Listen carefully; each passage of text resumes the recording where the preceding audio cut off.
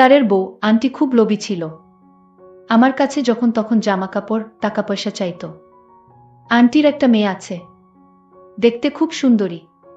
Aunty একদিন আমার কাছে 5,000 টাকা চাইল আর বলল, আমি তোমাকে এমন কিছু দিব যা কেউ দিতে পারবে না। তারপর মাত্র 5,000 টাকার বিনিময়ে আন্টির 12 বছরের মেয়েকে দিয়ে যা করেছিল তা শুনলে তোমাদের মাথা গরম হয়ে যাবে। তাহলে মূল গল্পটা বলি। কলেজে ওঠার পর আমার একজন গণিত টিচারের প্রয়োজন হয়, তবে সবাইকে বলেও সেরকম ভালো টিচারের খোঁজ পাইনি। শেষে আমাদের ক্লাসে একটা মেয়েকে ওর স্যারের ব্যাপারে কথা বলতে শুনে ওকে গিয়ে জিজ্ঞেস করলাম। জানতে পারলাম কলেজের পাশেই একজন থাকে, উনি খুবই ভালো গণিত পড়ায়। মেয়েটার নাম আর ফোন নাম্বার নিলাম। পরের দিন সকালে ও দাঁড়াল কলেজের গেটের সামনে, আমিও পৌঁছালাম। তারপর ওর সাথেই স্যারের বাড়ি গেলাম। 3 মাস উনার কাছে পড়তে পড়তে কিছু জিনিস আমি খুব ভালোভাবে বুঝতে পারলাম। স্যার মানুষ হিসেবে খুব যে বাজে তা নয়, চালাক চতুর তো খুবই, তবে পড়িয়েও খুব একটা বেশি আয় করে না। গরিবের জন্য প্রায় সময় কানে আসতো নানান রকম কথা। স্যারের বউয়ের নাম তুপসি। স্যার আমাদের টিচার বলে আমরা সবাই তার বুকে অ্যান্টি বলেই ডাকতাম। এই সময়ের মধ্যে আরও একটা জিনিস আমি খুব ভালো লক্ষ্য করলাম, সেটা হলো অ্যান্টি স্যারকে নিয়ে অনেক অভাব বোধ করেন। সে তার বউ বাচ্চার সব চাহিদা পূরণ করতে পারে না, তবে উনাকে নিয়ে সেরকম ভাবে তখন কোনো কিছু ভাবিনি।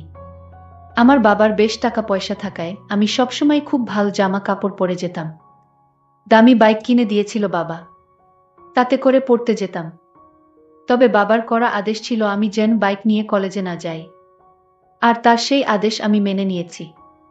একটা জিনিস আমি লক্ষ্য করেছিলাম যে স্যারের মেয়ের আমার প্রতি একটা আলাদা নজর ছিল। সেটা ছিল শুধুমাত্র আমার ব্যবহার করা দামি জিনিসগুলোর জন্য। এরকম ভাবেই ঈদের সময় এসে গেল। সবাই নতুন জামা কাপড় কেনা নিয়ে আলোচনা শুরু করলাম। যেহেতু আমাদের কলেজের প্রথম বছর আমরা একসাথে ঈদ করার প্ল্যান করলাম, আর আমার বাইক থাকায় আমার সহপাঠীরাও খুব ইচ্ছুক আমার সাথে বাইকে করে ঘুরে বেড়াতো। আমার কাছেও সেটা এক নতুন ব্যাপার। ঈদের প্রায় মাসখানেক আগের কথা, আমরা পড়াশোনা করে বের হতেই স্যার আমাকে বলেন। স্যার বলল, তোমাদের আন্টিকে একটু মার্কেটে নামিয়ে দিও, সে নাকি কিছু কেনাকাটা করবে। মার্কেটটা বেশ দূরেই উনাদের বাড়ি থেকে, অটো করে যেতে হয়। বুঝলাম অটোর টাকা বাঁচানোর জন্যই এই পন্থা নেয়া, কারণ স্যার অ্যান্টিকে বলেছিল সে যেন ফেরার সময় হেঁটে চলে আসে। আমি উনাকে বসিয়ে নিয়ে গেলাম। অ্যান্টি কোনোদিন বাইকে বসেনি বলে তার খুব ভয়। সে বাইকে উঠল, আমি তাকে নিয়ে মার্কেটে গেলাম। মার্কেটের কাছে আসলাম, সেখান থেকে আমার বাড়ি সোজা রাস্তা, আর স্যারের বাড়ি উল্টো রাস্তায়, মানে আবার পিছনে যেতে হয়। অ্যান্টি বলল, একটু দাঁড়াবে? আমার বেশি কিছু না, একটা জামা কিনব, কিনা হয়ে গেলে আমাকে একটু ছেড়ে দিও বাড়িতে। আমি রাজি হয়ে গেলাম। বুঝলাম উনারও আমার প্রতি অন্য উদ্দেশ্য আছে। আবারও একই রকমভাবে ফিরলাম। অ্যান্টি আমায় বলল, তুমি এখানে আমাকে নামিয়ে দাও, তোমার স্যার দেখলে আমায় বকা দিবে, বলবে পায়ে হেঁটে আসতে বলেছিলাম, আর তুমি অন্যকে কষ্ট দিয়ে বাইক দিয়ে আসলে, তার খরচ বাড়ালে। আমি আন্টিকে এখানেই বাইক থেকে নামিয়ে দিলাম। পরের দিন আমি একটু আগেই চলে যাই পড়তে। বাইরে দাঁড়িয়ে শুনতে পাই অ্যান্টির কান্নার আওয়াজ। স্যারের কাছে টাকা নেই, তার বউ ছেলেকে কিছু কিনে দিতে পারছে না। আমার মাথায় একটা প্ল্যান এল।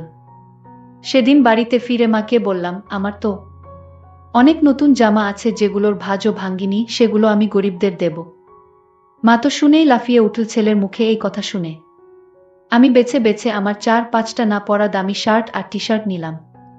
ক্লাস শেষ করে সবাই চলে গেলেও আমি বাইরে বাজারের কাছে অপেক্ষা করতে লাগলাম, কারণ অ্যান্টি রোজ বাজার করতে আসতো।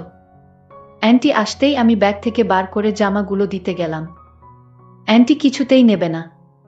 অ্যান্টি বলল, আমি এসব কিছুতেই নিতে পারবো না। দেখো, তোমার স্যার জানতে পারলে খুব রাগারাগি করবে। এই শাড়ি জামাকাপড় আমি নিতে পারবো না। আমি অনেক অনুরোধ করার পরে উনি রাজি হল। অ্যান্টিক এখন দিও না, তুমি বরং দুপুর 3টের সময় এসো। আমি বাড়ি ফিরে মাকে বলে তার একটা পুরনো দামি শাড়িও নিলাম। শাড়িগুলো মা একদিনও পরেনি, সেগুলো গিফট পেয়েছিল, তবে মা অত চকচকে শাড়ি পছন্দ করে না। আমি দুপুরে গেলাম। স্যার বাইরে গেছে কোনো কাজে, সন্ধে বেলা ফিরবে। মেয়ে স্কুলে। স্কুল শেষ হবে 4টাতে। তারপর কোচিং করে ফিরতে ফিরতে 6টা। আমি শাড়ি আর জামা গিফট দিতেই অ্যান্টির চোখে আমি হাসি দেখলাম।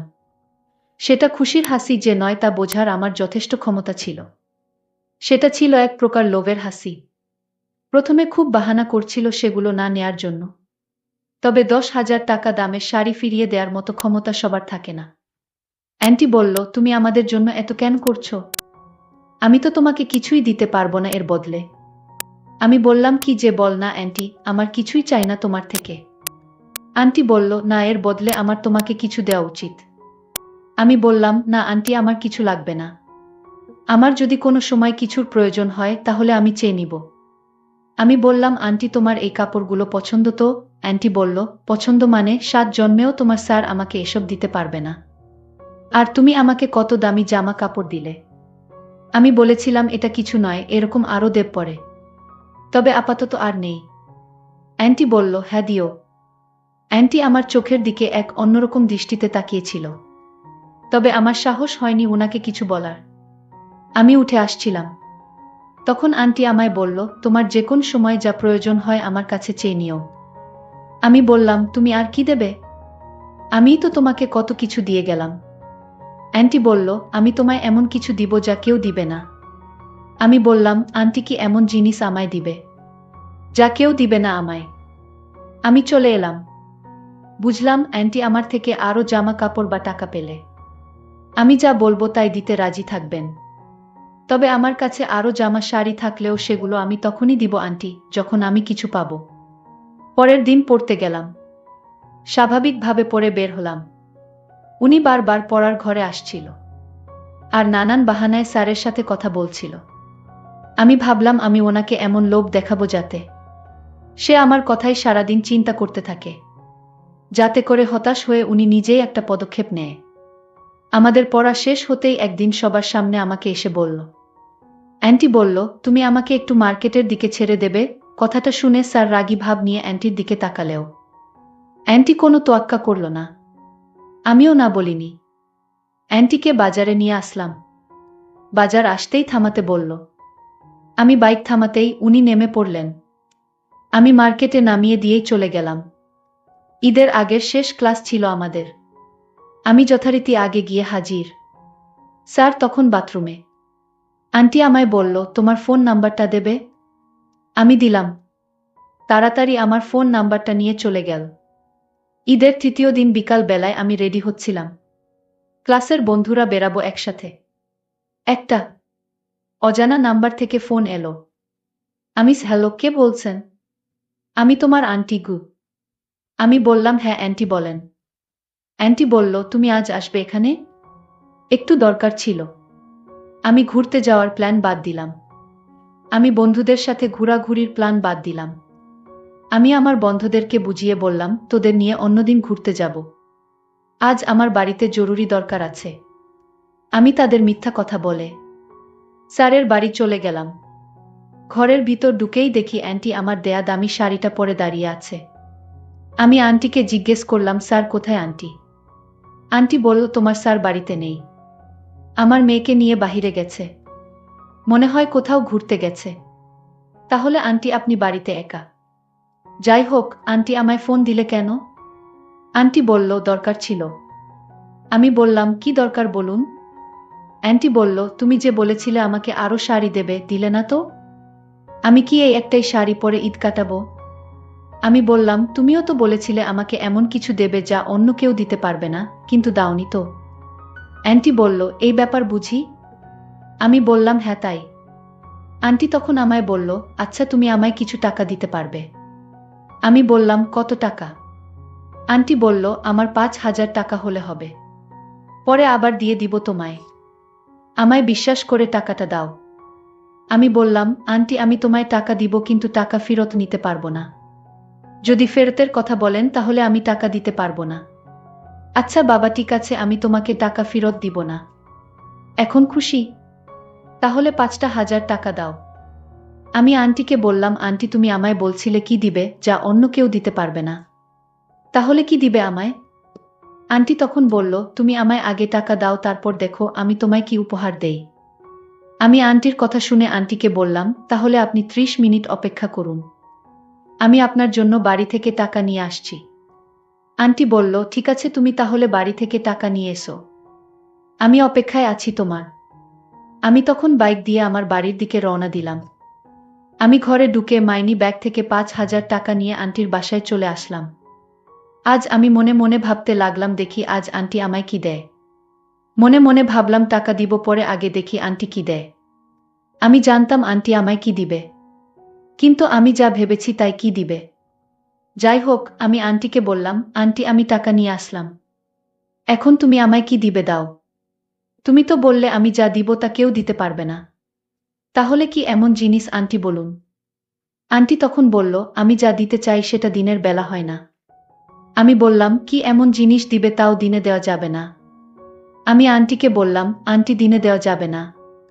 আন্টি বলল, না, দিনে দেওয়ার নিয়ম নেই। আমি আন্টির মুখে এমন কথা শুনে অবাক হলাম। আমি তো চিন্তায় পড়ে গেলাম, দিনের বেলায় হবে না। আচ্ছা ঠিক আছে আন্টি, আপনি টাকাটা রাখুন, আপনার যখন সুবিধা হয় আপনি দিয়েন, আমি কিন্তু টাকার কথা বলছি না। আপনি আমায় কি জানি দিবেন রাতের বেলায়, আমি সেইটা নিতে চাই। তারপর আন্টি বলল, এখন তুমি বাড়ি যাও, সন্ধ্যায় আবার এসো, আজ আমাদের বাড়িতে তোমার থাকতে হবে, তাহলে আমি দিতে পারবো। আমি বললাম, কোন সমস্যা নাই আন্টি, আমি সন্ধ্যায় আসছি তোমাদের বাড়িতে। আমি যখন আন্টির বাড়ি থেকে বের হলাম, আন্টি তখন আমায় বলল, দাঁড়াও, আসার সময় বাজার থেকে বা ফার্মেসি থেকে 1 প্যাকেট ফুটকা নিয়ে এসো। আমি আন্টির কথা শুনে অবাক হয়ে গেলাম। আমি আন্টিকে বললাম, আন্টি ফুটকা দিয়ে কি হবে? আরে বোকা, তোমায় যা বলছি তা নিয়ে এসো। আমি বুঝেও না বুঝার ভান করলাম আন্টির সামনে। আমি তো আর এখন ছোট নয় যে বুঝি না, আমি সবই বুঝি। যাই হোক, আমার মনের ভিতর কেমন জানি ভয় ভয় করছে।